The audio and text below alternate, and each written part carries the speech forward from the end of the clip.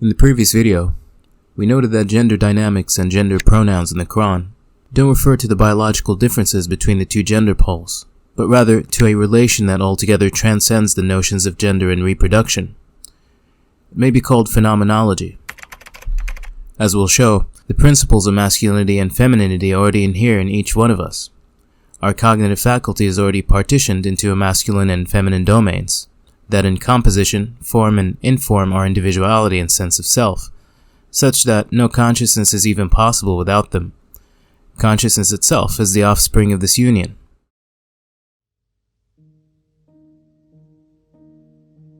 Is there any evidence for our own existence besides that which is given in acts of objectification?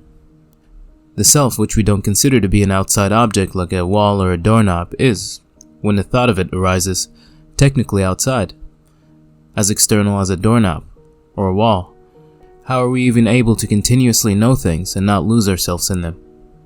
There must exist some sort of mechanism for retention, of self-preservation that's different from memory, such that when an object, spatial or ideal, is intuited, a protocol is immediately enacted in the form of the experience that allows us to be conscious of it, to become present with it. If said protocol is not enacted, the experience is called unconscious, which, by the way, is the norm. Unconsciousness, by the way, is also an experience, but one in which no separation is yet made. We're, in a sense, in union with everything else, and nothing in particular. Such is infinity.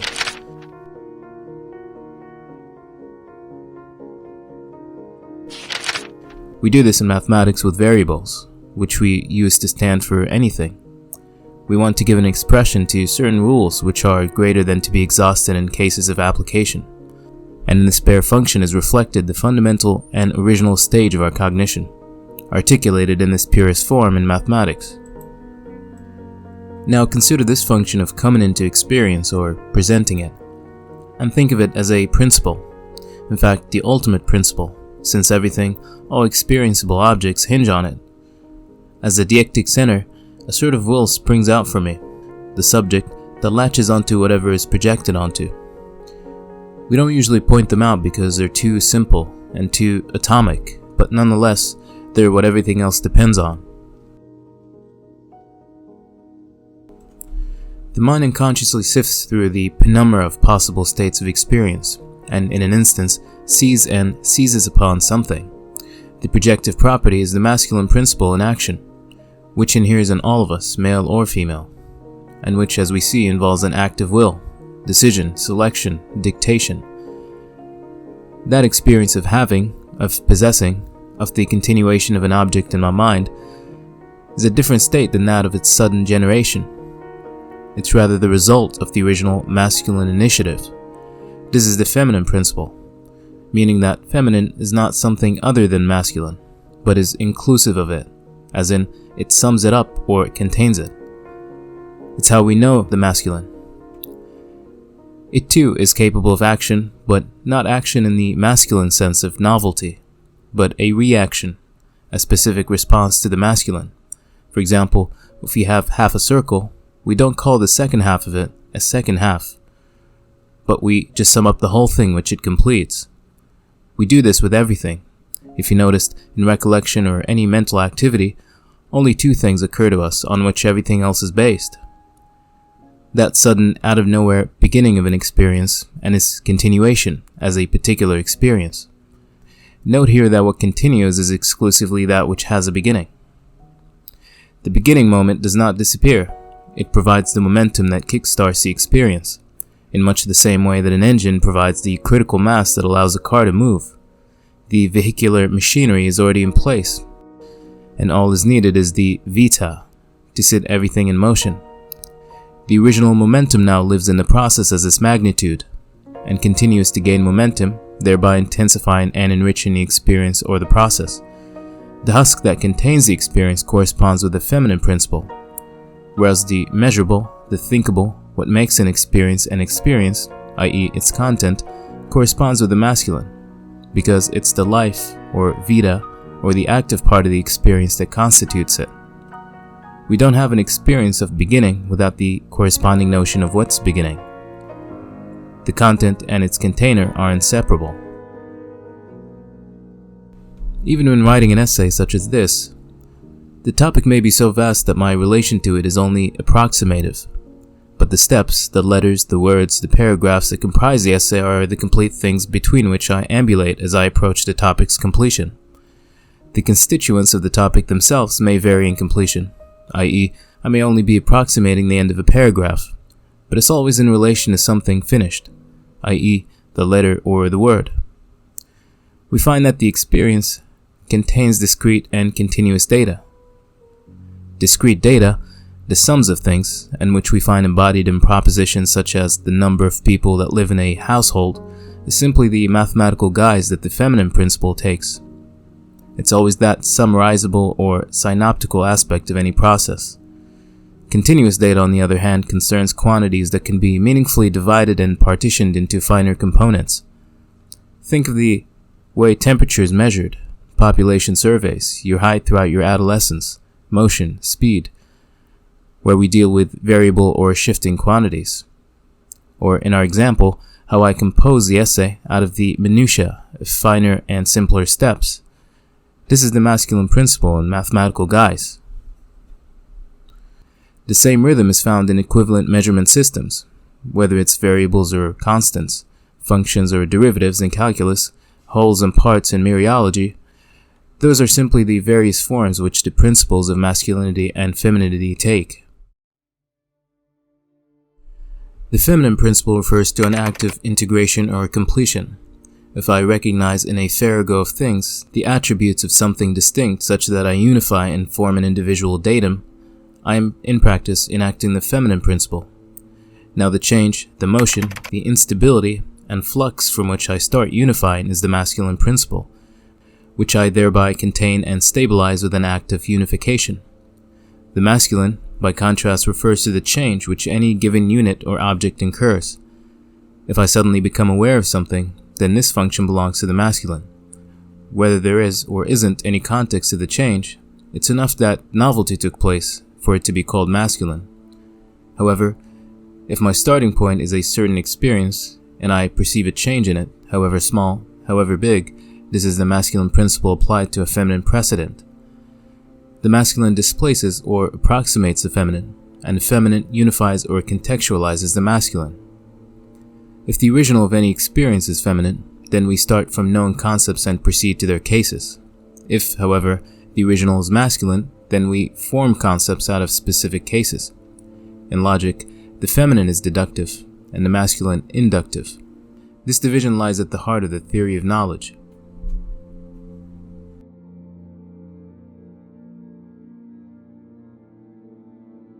The self, the experiencing subject, comprises a hierarchy of identities. Who you are, who you are socially known as, the individual, unique experiences you've had fall at the end of a long chain of computations. Not in any way linear, but recursive. Physics likes to call them dimensions. For example, your social identity is superseded by your ethnic identity, and that in turn by your biological identity, male or female, and that by your genus, that you're human, and that by your supergenus, which we call primate, but which the Quran names Bashar, which is different from human, Nas. Bashar is more inclusive than human, in that it pertains to a general attitude shared by jinn and angels. Bashar are a supergenus, characterized by an intelligence of a different sort than that found in the animal kingdom. For once, they are accountable, and are subject to judgment, forgiveness, and punishment, heaven and hell. They are the group whom God gave the greatest functional freedom in the world. Their intelligence is industrial or instrumental. They are given dominion over the earth, and control over its limitless pool of resources. They have a horizon, and not an environment, in that their faculty permits them to live in multiple climates, utilize, consume, or recreate anything they find in those environments, as clearly implied in this verse. What he's saying is that he's creating a new strain out of the supergenus, and not that Bashar means human being. As far as gender goes, the higher up we go, the more general is this relation, until a high enough level is reached where we cease to be male or female, and become simply motion, a certain indivisible pattern. What we call our mind, which, in its purest functional form, knows no division of this sort, is the sum of all the above identities. It's how they're put to work. From its original undivided form, the mind comes to acquire the dispositions that are appropriate to its supergenus as it moves down the chain of being and becomes increasingly specified. Thus, the fact that he's male does not alienate him from femininity, since at those high levels of the order, he's not yet male or female, but a platonic androgen, a single process inclusive of both. This is what enables us, as shown in the above examples, to utilize, with equal aptitude, both principles. We're ambidextrous, as it were, as regards those two principles, but we only become specifically male or specifically female when, as we move down the hierarchy, we assume the biological roles necessary for the perpetuation of life. As discussed in a previous video, the Quran is a book which deals primarily with the metaphysical status of physical things, with the phenomenology of experience, and a principle which lies at the core of the book and all the concepts that comprise it is duality. Usually when we speak or point to single objects, be it a thought or a physical thing, we don't factor ourselves in as their observer. It's one in a sense that includes me, one to the exclusion of everything else. It's as if we cease to exist and all realities momentarily defer to the object. As if we've become so thoroughly absorbed and assimilated by the object that our own sense of self is that of the object. Something only becomes intelligible when presented as one. Only after the fact do we become aware of the duality involved therein, of the multidimensional structure of said unity, and remove ourselves from it to form a unit outside it, i.e. myself in distinction from one, creating two. One is the sole evidence for our existence. We're aware and conscious because we are aware and conscious of one thing. One is an inclusive number. It's not given that something is one, rather, one is one because it unifies. When we say one, or when we become aware of something as one, which is everything, we have actually formed one. In other words, it's not a premise, but a result. It's important to note, as we'll shortly demonstrate, that one in the Quran does not mean one in the sense of counting, but it means source, a dual process of reduction or narrowing, and magnifying and expanding. This is equivalent to the above rhythm of beginning and continuance. There is, in a sense, no plurality. The plural here is code for process, of one in action.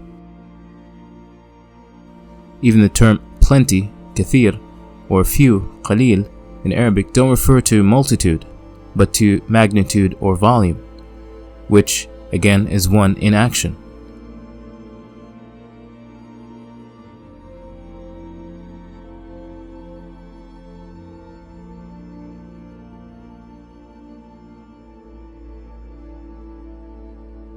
It is just one that expresses itself sporadically, and sporadicity we in turn confuse with plurality. This is a process that concerns the relation between the different levels of identity.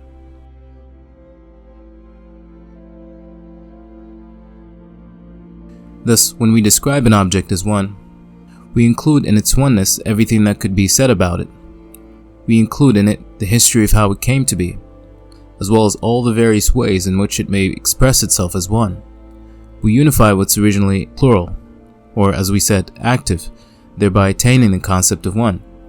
Then we pluralize or magnify this by an act of prediction, or predication, definition, recollection, where we expand the object from its self-contained center, and have in one be the source of various activities. Thus, when God refers to himself as one, he implies that he is the source of varying activities, the possessor of various qualities, which their pervasiveness makes them seem numbered, though they are, in reality, a single act divided and subdivided according to the levels at which they are determined to operate, qadr. He's not saying that he's one in the sense of counting, but in the sense of quality and continuation, a perpetual projective and retractive principle. One is a convergent and divergent process. And in the Quran, there are specific morphemes used for either case, Nun and Waw, which we briefly touched on in the last video. Nun may be described as one in the process.